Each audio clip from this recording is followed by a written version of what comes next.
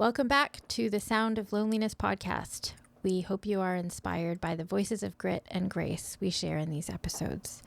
A reminder to like, follow, and subscribe to the Sound of Loneliness podcast wherever you listen, and to our YouTube channel.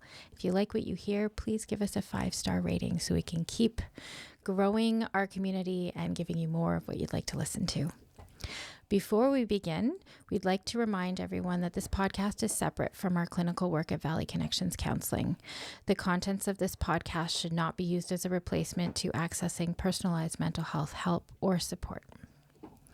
Today's episode is called Spring Cleaning, and Kiara is joining me today so that we can talk about what it's like to clean out our emotional closets. Hi, Kiara. Hi, Amanda. We do have a nice, sunny, spring-like day. We do. We're getting a glimpse. We're recording this on March 1st, and it's been a really strange winter, very mild. Yes. So today I think it's going to be 10 degrees. I can hear some birds singing. It's sunny. So it's giving us those like little glimpses and that hope that it's going to be warm again one day. Yes, it's going to be warm again. Spring is coming, and therefore it might be time to spring clean. I did spend last weekend cleaning out my garage, and that was great. Out with the old, unused clutter, things that could maybe help someone else and they don't help me anymore, and making space. And I was cleaning out my garage so that I could turn it into an art studio, because I want to make space for this new thing in my life. I started painting, as you know, just about this time last year. It was during our spring retreat, and I learned a little bit of how to paint, but also just discovered that I really, really like painting, and I would like a space in my house to be able to paint all the time. So what better spot than in my big, huge, unused garage? But I had to get rid of the old and the clutter and the stuff that was not serving any purpose whatsoever, so that I could, start to use it for some new visions. Yeah. And we thought that was such a good metaphor for cleaning up our emotional closet. Yes. And our emotional life a little bit. What a great way to think about that, of out with the things that aren't serving us and in with the things that bring us joy, peace, help us work towards our visions, our goals, all of that good stuff. So that's what we thought we'd focus on today. Yes. And I think it is a newer, maybe in the last, I don't know, maybe 5 or 6 years, it's sort of a newer push now for people to do these big releasing of clutter in their house, and, anything that feels like baggage. And, we even have someone like Marie Kondo that's come in and, created the life-changing magic of tidying up. And do you keep this because it sparks joy? And I think I've watched sort of the evolution of this in society. So people are really getting into this concept of cleaning up. They're really holding on to this idea of, does it spark joy? Does it make me happy? If it does, I'll keep it. And if it doesn't, I'll release it. I'll get rid of it. But I've also noticed it in terms of our clients, where clients will come in and we'll ask them, so what brings you in for therapy? And we'll ask them, what are you hoping to achieve, or what are you looking for? And I often hear, I just want to be happy. Right? Yeah. So, that idea that, does it spark joy? Does this thing in my life, it's one thing to clean up a closet and a garage. It's another thing to clean up our emotional life, our relational life, by looking at, does this person make me happy because I want to be happy? Right? And if they don't, out you go.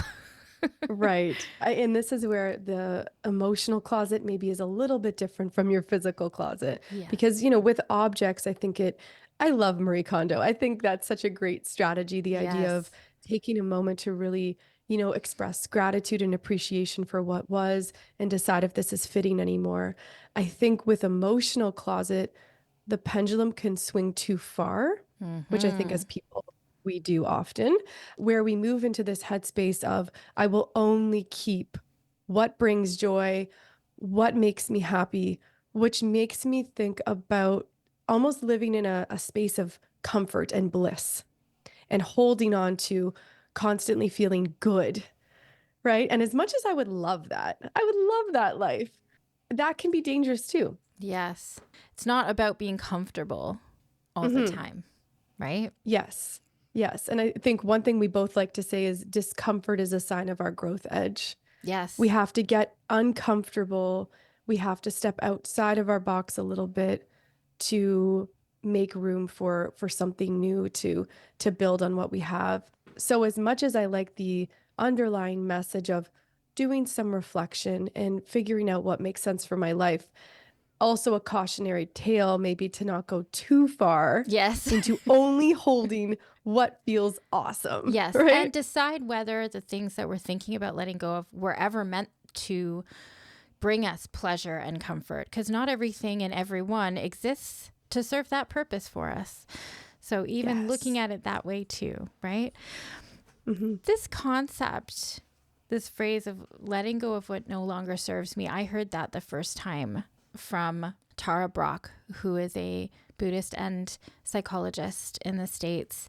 And I did a lot of training when I was becoming a meditation instructor. And so she was the first one that I heard say that phrase in a meditation, letting go of what no longer serves me. And it reminds me of what monkeys can teach us about letting go. I love my nature metaphors. Do you know Yes, that go on. parable? Yeah, let me tell you. So, Yes, please do. so in some countries, I guess monkeys are like, there's a lot of them. And so there are hunters who will trap them because there's just too many. And I guess they're a nuisance sometimes. We might think of them as really cute because we don't have them. Right. And they are really cute. But the parable goes that, so in order to trap a monkey, it's actually really easy. Who knew? All you got to do is take a coconut and you got to hollow it out. And you cut a hole just big enough for a monkey to hold his little hand all closed together and put his hand through the hole to try and grab onto a treat or something, some sort of bait that the hunter puts there. And the way it works is, so let's say that there's like a little banana hidden inside this coconut and the monkey can smell it and wants it and goes running up to these traps, puts its hand in the trap. Nobody makes it do it. Puts its hand right in, grabs the banana, and by having the banana in its hand is obviously now a different shape, too big, and it cannot pull its hand back out through the same hole that it got trapped in. And so even though it might actually be like that there's a pile of bananas right behind the monkey, monkeys are notorious for not letting go of that one banana in its hand to go and get the whole pile behind it. And they trap themselves. They get stuck, right? Right. Because they won't let go of this thing that's really not going to serve them, right? And they don't know that there might be something more, better right there. They just got to let go of this first, and then they'll be able to see that. Yeah. Oh, I love that so much. When you talk about that, immediately what I think about is just let go, monkey. It's not that big a deal. Just open your hand. And that makes me think about how many times I've observed someone else holding on tightly and my knee-jerk reaction to say, just let go. But then when it's about me, it doesn't feel that easy. I can't open that fist. Right. So I just caught myself because I was like, monkey, come on. It's all right Yeah. behind you. Yeah. But in that moment, it's like, well, wait a second. How many times have I done that exact thing of Yes. holding my fist so clenched that that big pile behind me of possibility, I'm actually oblivious to. I Yes. can't turn around. Yeah. Right. Well, and anytime somebody says like just right before a command, I'm like, oh, it's probably not that easy. Otherwise, they probably just would have done it. Right? Yes. There needs to be an awareness of even the idea that sometimes we have to let things go in order to make room for something else. Right? I mean, those poor monkeys just don't have that knowledge that maybe what they need to do to be free is to first let go, to release what they think is exactly what they want, and that that's actually what's keeping them in prison. Literally, metaphorically, if we can notice the potential that what we are holding so tightly to might actually be keeping us in some sort of prison, right? We have to know that concept so that we can even entertain the idea of letting go. And then the idea of letting go can be a really challenging concept because it's not easy to let go of hope or vision or wanting or treats, right? And that also makes me think about like, well, what happens if we don't let go? If we stay imprisoned. Yes. And perhaps this is a time for you to share the equation for suffering. Yeah. So there's a type of therapy called dialectical behavior therapy, DBT. Some people might have heard of this, and it has some interesting concepts. And one of them is the equation for suffering. So we know that in life we have pain, and painful things, painful events happen usually outside of our control. That's just part of life doing its thing. Life was never meant to be like easy and comfortable and painless. So there are times where we go through some pretty hefty pain. But pain met with resistance turns into suffering. So that's the equation. Pain times resistance equals suffering, according to DBT. And resistance is by definition the inability to accept what is, the refusal to let go. And that is what creates suffering. So on top of us already having pain that maybe we can't do anything about, now I won't accept that the pain is what it is. I won't let go of something that doesn't serve me, like maybe how I thought something should be going, right? My shoulds. I should have this. It should have panned out that way. These things should have gone on. This person should have done this. And that creates suffering. What's interesting when you talk about acceptance is you said acceptance is kind of recognizing what is, like this is what it is. You never said acceptance is, I like this. I'm okay with this.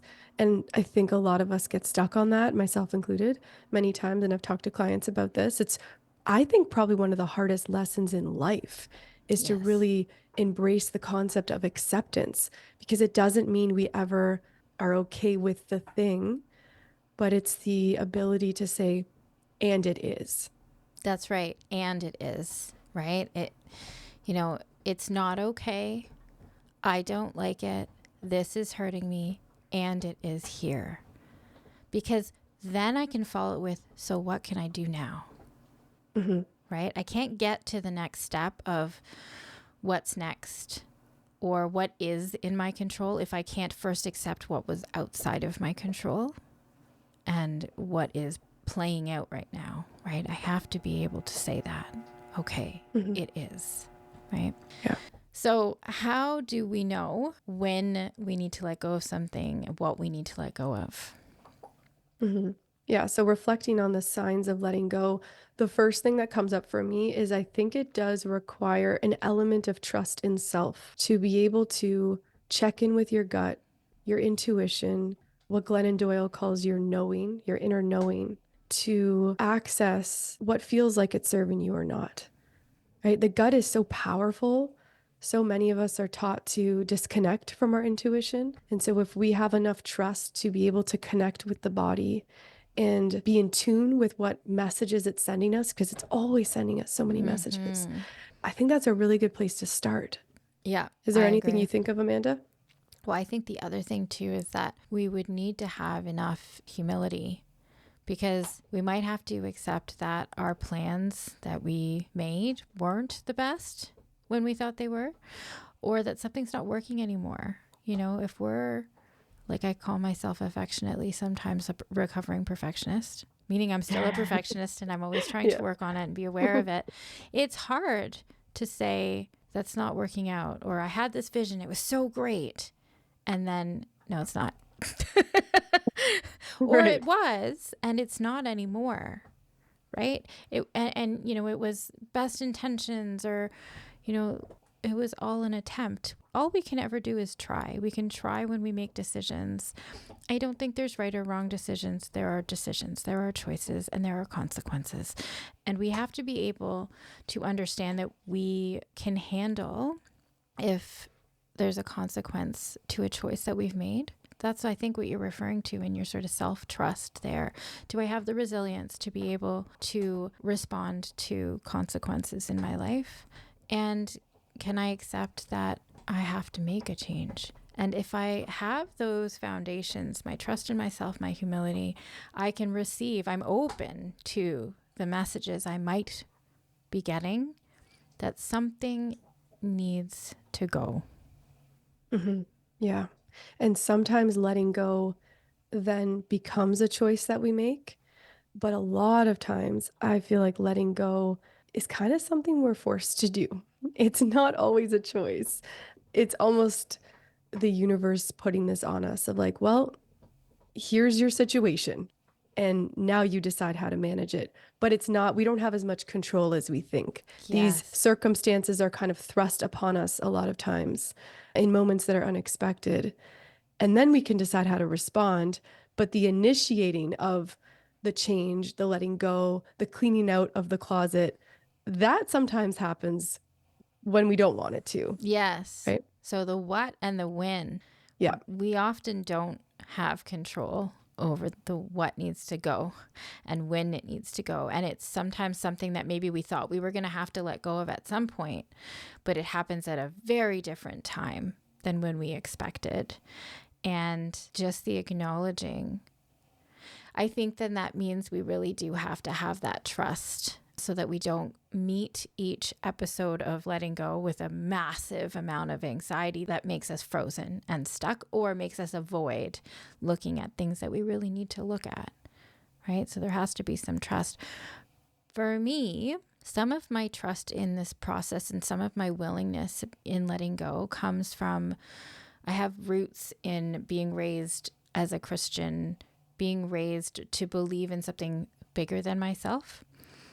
And I wonder about the element of faith for some people here.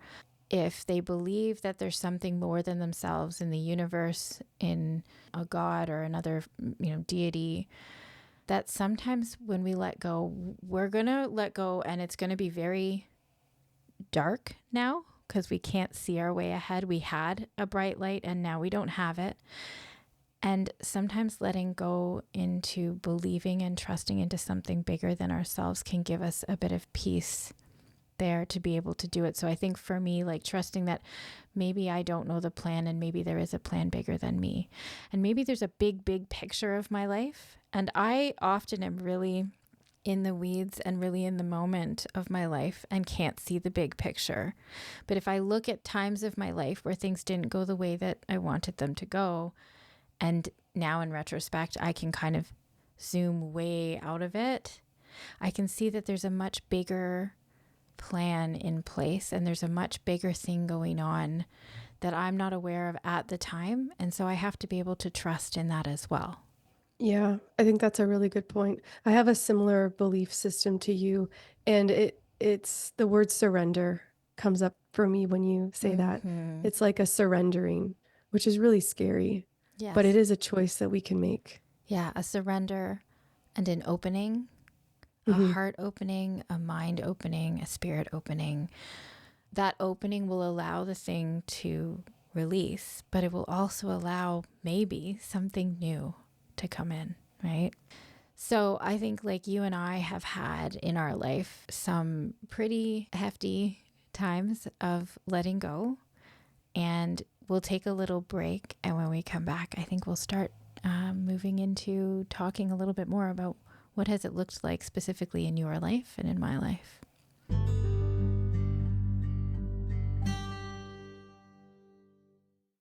Welcome back. So we are talking about spring cleaning our emotional closet, and we're looking at some of the times in our life, in Kiara's life, and my life, when we have had to learn to let go, perhaps of things we never thought we were going to have to let go of, and at times or ways that we never thought were going to pan out. So what about for you?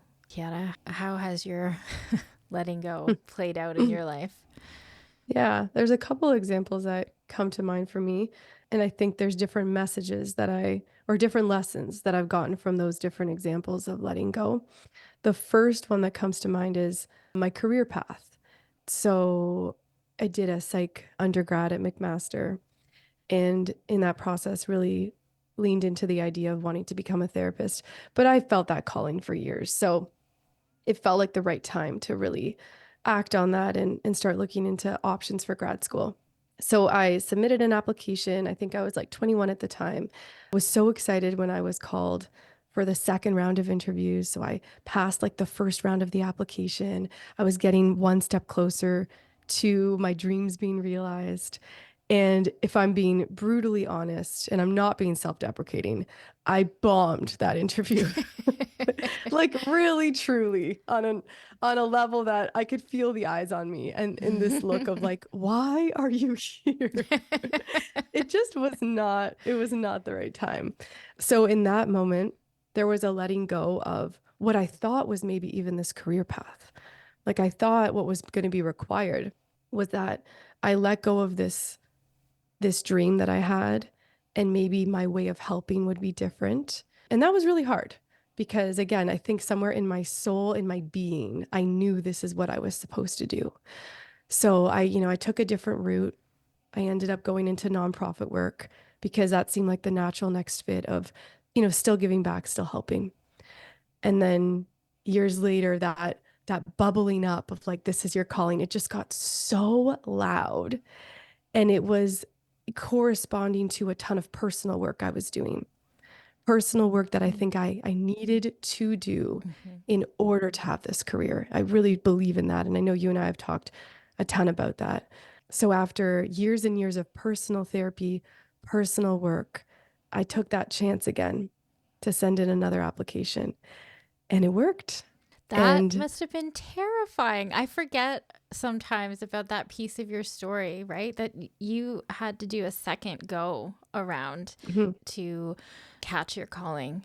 I think about the level of self-trust you would have had to try and hang on to. I think about the extra layer of bravery, because every time we apply to anything, we're really putting ourselves out there. We're in a bit of a vulnerable place. We always risk what feels like rejection, what we'll label as rejection. And you'd already experienced it in that exact realm. So yeah. I don't know. Wow, that's really hard to circle back. Put Mhm, yourself back into, talk about humility. Here I am again. I'm yeah. trying this again. How about now? And Yeah. really interesting, like you recognize it was still your calling, but at the first swipe, it was the wrong time. It was the wrong time, and I think it was required that I let go at that point because there was so much that I needed to do in my own life to be ready to really embrace the calling. Mm-hmm. So I tried my best to accept that that was what it was, and I really did let it go for a long time until I couldn't anymore. Mm-hmm. And then there was a lot of things that fell into place for me to be able to take that step to do it again. I also had have a really supportive partner who kind of coaxed it out of me and said, like, what is it that you really want? Yes. And, I remember that moment of being like, I just want to be a therapist. And he's like, then do it. So, having that person on my side to give me that push. And then if I'm being honest, I didn't really tell people I was applying either. So there was a little bit of a protective piece as well of kind of secretly submitting this application. Yeah. And I remember the morning I woke up and I got the acceptance letter and I was like, oh, okay, this is my time. Yeah. Right. Yeah. So I think in this story, like sometimes we have to let go, but it doesn't mean that we have to let go of our dream. It doesn't mean we have to let go of hope. Sometimes we get a redo. Yes. The dream can still happen. The vision can come true, but maybe in a way that we didn't expect. And that's what I've really taken from that story, that experience. And then you have to be brave and show up. But I also, you can see my eyes getting watery. The listeners can't, but because I think about the role that Mike played Hmm. and that is also another piece that can be extremely helpful. We don't always have it, but if we have someone in our corner that is able to ask us, look again, right? Yeah. So it's, you had to take a different step first. And then he was able to say, like, but what do you want? To be asked that question. Sometimes we're the ones that have to do that for our clients, right? To ask them, yeah, but let's look at what you want. It's okay to look at it. It's scary to look at what you want. Something didn't work out and you had to let go of something. You need to grieve that loss. And then you had to also have the courage to look at it again. And you had somebody beside you saying, yeah, let's look at this again. Do it. That's so profound to me. Yeah. Yeah. I don't know if I would have looked at it again if I didn't have that. Yeah. I'm eternally grateful. And he knows that. Where I am now, he's a big part of that. So the gratitude I have to have had somebody to stand next to me to let me do that is just, I feel very lucky. Yeah, I'm really happy you have that. I Me wish too. for that for everybody, to have a supportive person in their life that will stand beside them and will say, no, you can do this. Yeah, absolutely. Yeah, so that was my first kind of big example. And then I have another example of letting go that looks a little different. Uh-huh.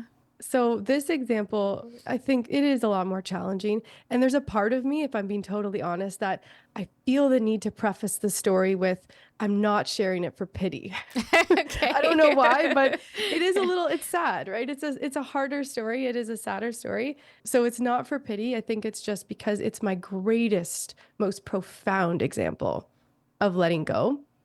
An example that was transformative. Going through this story I'm about to share means that I'm different now, and not for the worse. I think there's a lot of good stuff that actually did come out of it. So I'm going to dive in a little bit to this one. So I found out I was pregnant February 25th, 2020. Wow. I remember that day very clearly. Mike was on a work trip in California, and I remember saying, like, oh, I don't think I'm pregnant. And he's like, you should probably check before I fly away. And I was like, no, that's silly. Like, I know I'm not, though. And then I took a test while he was in California, and he got a call very early in the morning with me being like, there's a line.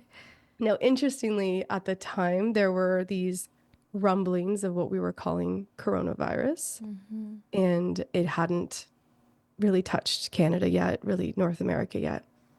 And just a few weeks after finding out I was pregnant, we go into lockdown. COVID hits. We have no idea what's about to come. And it's too late. I'm already expecting. Not to say I wouldn't have, but, I don't know what I would have done. But it was not what I thought I was going to hear while I was, carrying my first child. So what came next was very challenging because we didn't know how long lockdown would last. We didn't know how serious it was going to be.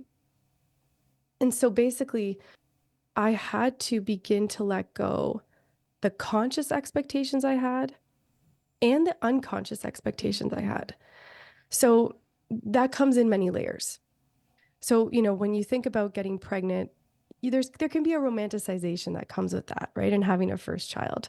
And so some of those smaller things I had envisioned was like, going into the stores and picking out the cute little baby outfits, the little hats, the little socks, going into the stores to start to plan the nursery and not to be materialistic or superficial, but I think a lot of us think about that, right? It's the nesting period that comes.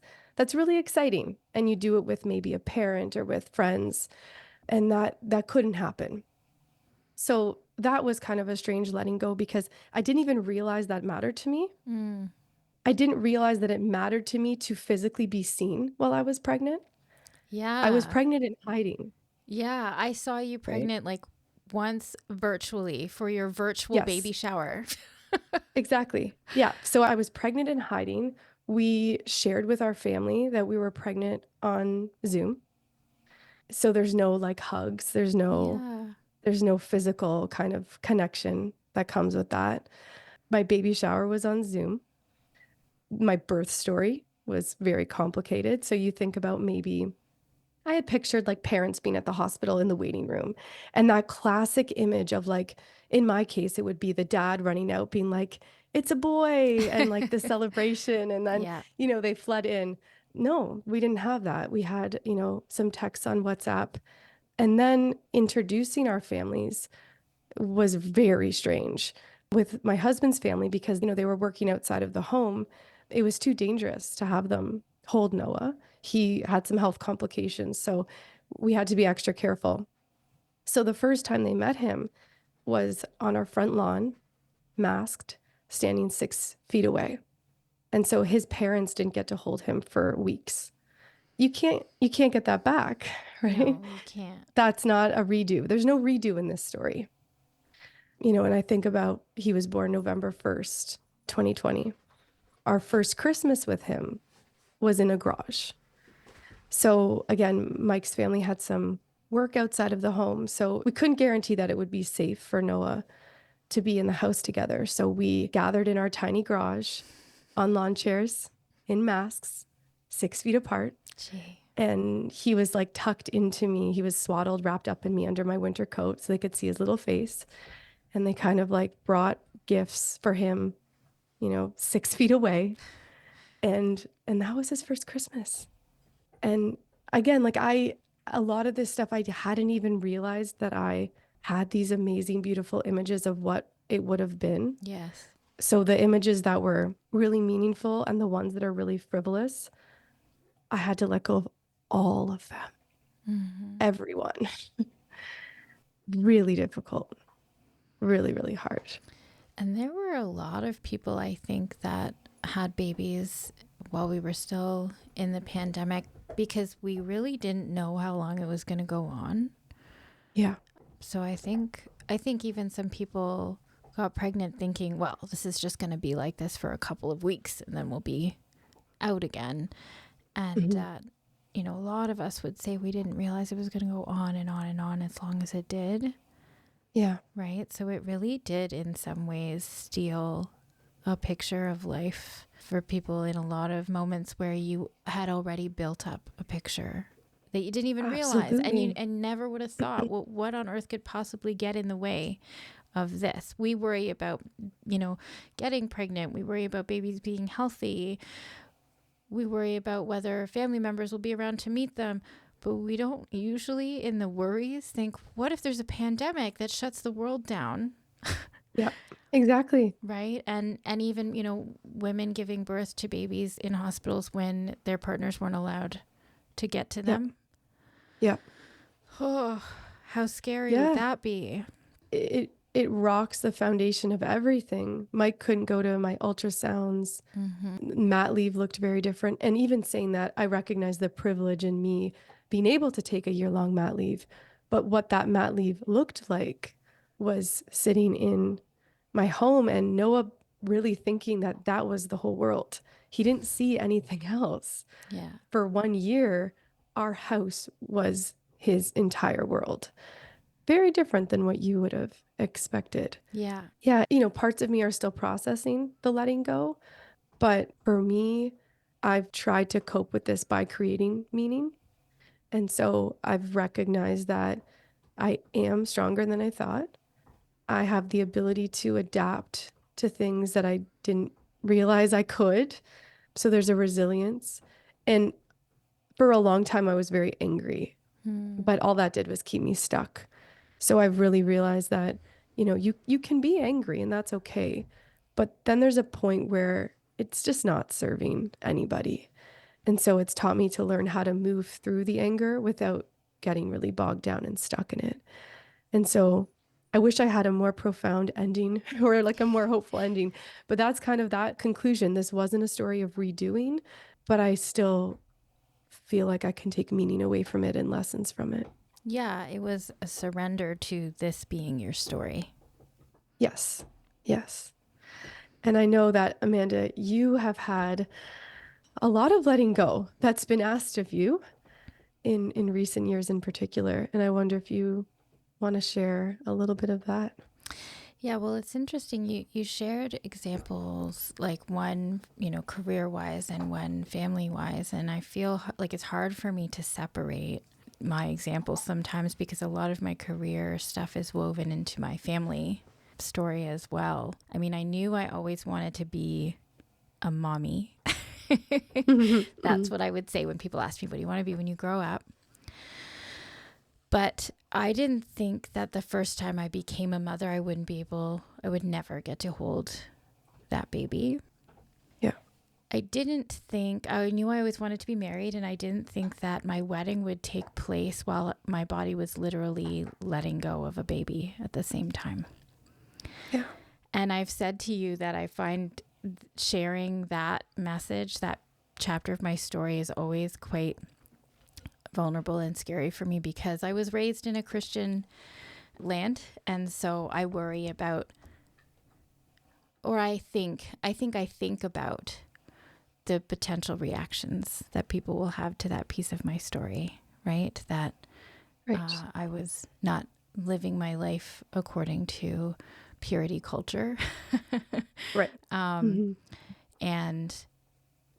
I think part of me thought sometimes that I deserved the things that were being taken away from me, which I think makes it harder to let go because when you feel like you're being punished, there's that added layer of I deserve this. So it's very hard to do grief and acceptance and surrender when you're busy beating yourself up. Right. If there's self-blame. Yeah. So much self-blame. And if there's shame around it too, because if there's shame, you don't talk about it. And if you don't talk about it, so much healing comes from us sharing our stories with other people. It often in my life helps me to become unstuck when I can share. But if I have to keep something secret because of the feeling of shame around it, then it's very hard to get support. So my vision of what my life would be like, my family would be like, motherhood, how I would come to motherhood and how it would play out for me is very different. And the pandemic did a really interesting spin on my story as I thought it would go.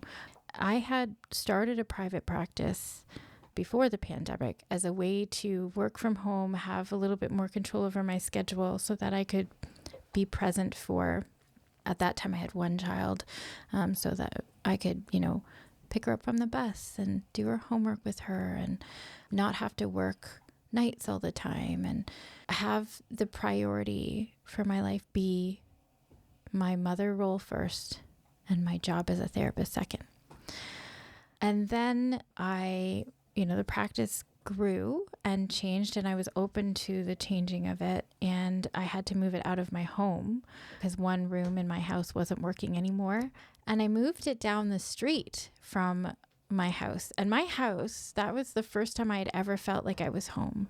I had moved so many times in my life. I had never hung up pictures on the walls until I got to that little house in Dundas that I loved so much, and I finally felt like I was home.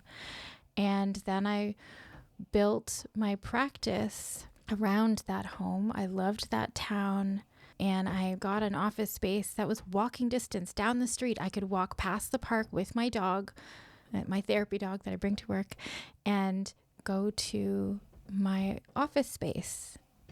And then in one fell swoop, a whole bunch of it changed. So when the pandemic hit, it was the month that I started paying rent for the office space. So I thought we were going to lose the business. I thought I was going to go bankrupt because everybody canceled their appointments, obviously. And I had signed this lease that I was now on the hook for.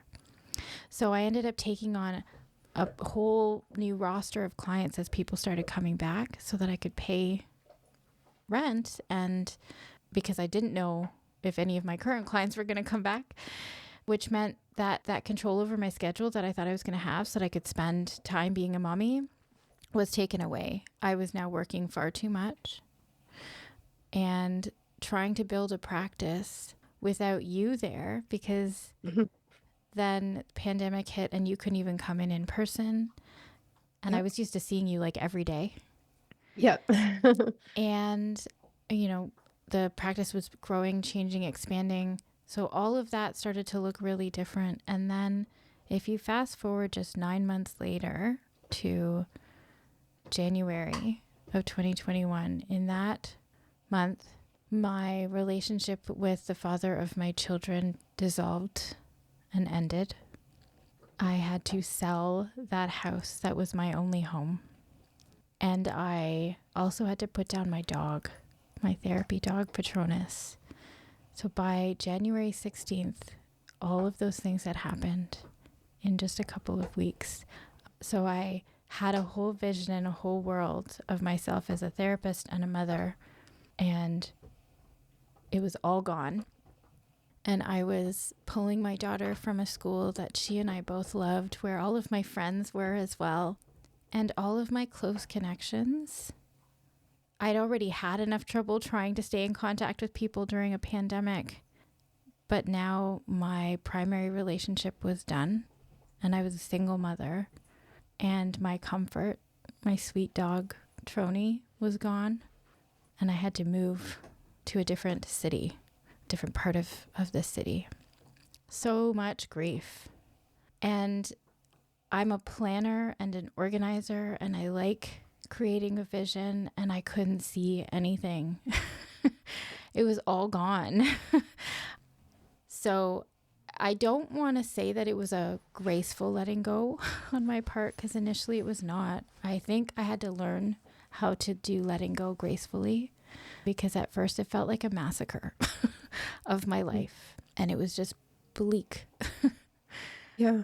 And I was angry, just like you said, you were angry. I was angry and in a lot of pain. And then I eventually caught up to the fact that I was resisting something that I really didn't have any control over. I didn't have control over a world pandemic. I didn't have control over my ex-partner. I didn't have control over what the disintegration of a relationship meant in terms of letting go of a home and letting go of a school and being pulled away from people that I love. I certainly don't have control over when a dog dies.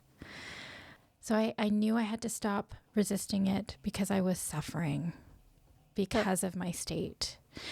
And I didn't really talk about this, because I still, again, felt a lot of shame, and there was a lot of vulnerability in talking about all of this pain.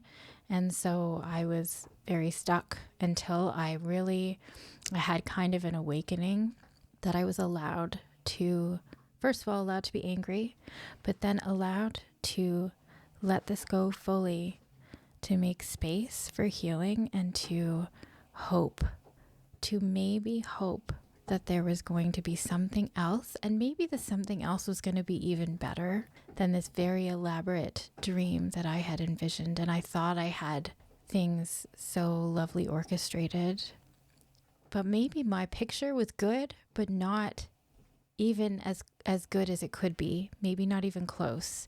You know, I don't think I have it anymore, but I used to have a picture back from when I used to go to Sunday school, and there was a picture of, I think it was like Jesus and this little girl. And this little girl is like holding really, really tight to her teddy bear. It's her favorite teddy. And you can tell it's a well-loved one. And Jesus is bent down on his knee with his hand outstretched. So he's clearly asking her to surrender her favorite teddy. And what she can't see, but we can see in the picture, is that he has his other hand behind his back holding onto a very big, fluffy, elaborate teddy bear. And all she has to do is surrender that one. And then she doesn't even know he has this hidden treasure for her that's way better than she could even imagine. But she can't get it until, like, we got to do a swap, right? Mm-hmm. And I don't know when I first saw that picture, and I can't really remember even where, but it must have had some sort of an impact on me, because, you know, there's those things like when God closes a door, somehow he opens a window. There can be something else coming, right? But it's the ability to hope, right? Mm-hmm. And to understand that your acceptance and letting go sometimes has to happen more than once. The surrender sometimes is not complete the first time if you're not able to do it fully with grace. And I really struggled Right. with that. I had to accept Right. over and over and over, and let go over and over and over, or let go of extra little ties that I thought I'd already let go of. And I was like, oh no, I still have to let go of that one too. Right. So that I could make space and without limitation be open to receiving the next thing. Well, I really appreciate you sharing that story, and I know how hard that is to probably even articulate, because it is a very painful kind of tale of everything you've been through, and also really demonstrates the strength that you have, because look at what you've built since then. I wonder, when you talk about the letting go, do you recall a moment where you made a conscious decision to let go, or did it feel like a process that sometimes you didn't even realize you were leaning into? No, I think there was a moment where I realized it was going to make me sick if I didn't let go. Because my priority is to be a mother, I didn't want anything to happen to me. I wanted to be okay for my children. So I knew I had to consciously let go. And I even wrote a poem called To Hope. And so it was actually the January after that happened. It was January 2022 when I wrote that poem. And it was just a really short one. It was where I decided that I could have something else come in now, that not everything that happened had been a punishment, and that maybe I'm not okay with how things went, and yet it's going to be okay. I just don't know what that okay is going to look like, and I can handle this, and I will face this, and we will move through it. Yeah, I had to make a definite choice, because a lot of times I can tell what I was going through or experiencing, or how I was feeling. If you look at my patterns of writing, my poetry, you'll see my really dark places. And then there was this pivotal moment where it was like somebody in that poem, I say, like a match to light a flame of hope that I thought had died so long ago. There was a moment where there was a candle lit, and I accepted that things could get better. So I'm wondering if for you, the idea of a graceful letting go is embracing hope. Yeah, it is. Because I think it's also really okay for our letting go to look messy, and to have our Yes. really, really big feelings, and be really angry, and be just enveloped in a suffocating grief for a while. It doesn't mean that that's not graceful, but that I want to be able to get to places where I can hope. And yeah, so I think you're right. It's part of that process of allowing myself to do the raging and the aching, and then the hoping. Right, right. And I don't want to speak for you, but I wonder if it resonates to again share that letting go is a process. And Mm-hmm. so, with my own story, as much as I've let go of a lot of the anger, I'm still constantly in that process of letting go. Yeah. And some days it floods me a little bit more, and other days it feels easier. And just to let everyone know that that's actually okay. I think that's a really common part of this, of like Yes. the ongoing experience of it. And it's not like there's this moment of completion necessarily. It doesn't have to be beautifully tied up in a bow and finished. You can keep moving through it and keep having hope and openness and welcoming in the new, right? Yeah, you can do letting go in a very imperfect way. It doesn't Yeah. mean you're not doing it. Doesn't mean you're not in the Yes. process, right? Yeah. Yeah.